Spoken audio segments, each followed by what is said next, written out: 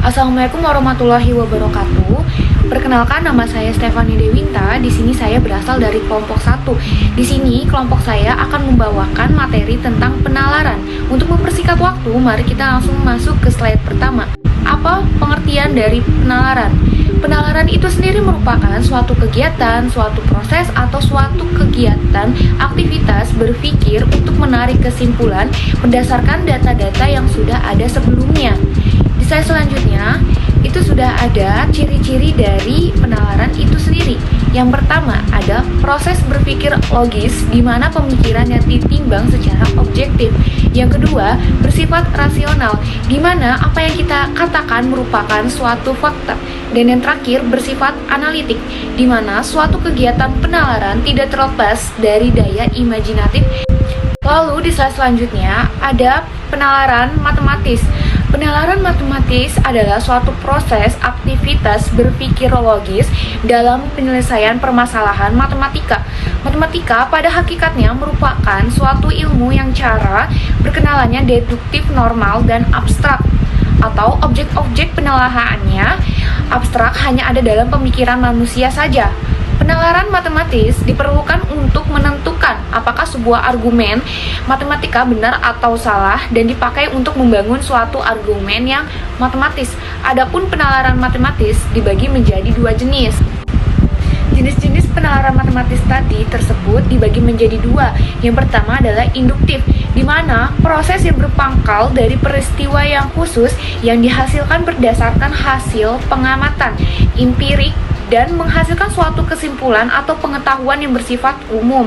Sedangkan yang kedua adalah deduktif, di mana merupakan suatu proses berpikir untuk menarik kesimpulan tentang hal khusus yang berpijak pada hal umum atau hal yang sebelumnya telah dibuktikan atau diasumsikan kebenarannya.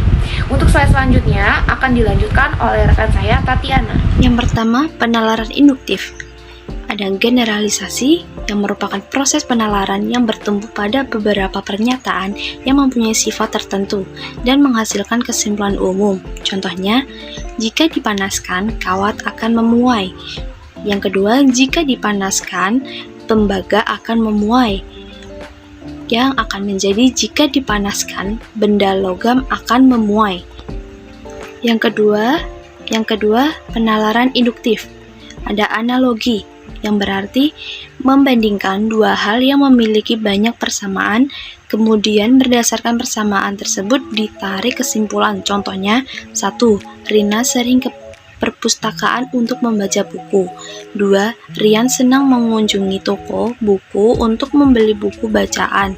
3. Kesimpulan, sama seperti Rina, Rian juga rajin membaca buku. Penalaran deduktif. Ada silogisme kategoris, yang merupakan silogisme yang terdiri dari 3 posisi premis kategoris, contohnya premis umum dan premis khusus. Premis umum terdiri dari semua mamalia berkembang biak dengan cara melahirkan. Premis khususnya ada lumba-lumba adalah hewan mamalia. Kesimpulannya, lumba-lumba berkembang biak dengan cara melahirkan. Berikutnya ada silogisme hipotesis, yang merupakan silogisme yang premis mayornya berupa keputusan hipotesis dan premis minornya merupakan pendapatan atau argumen. Contohnya yaitu ada, jika hari ini tidak hujan, saya akan ke rumah paman. Itu premis mayor. Hari ini tidak hujan merupakan premis minor, maka saya akan ke rumah paman. Kesimpulannya. Sekian, itulah yang dapat kami sampaikan. Atas kurang atau lebihnya dari materi kami, saya mohon maaf. Saya akhiri. Wassalamualaikum warahmatullahi wabarakatuh. Terima kasih.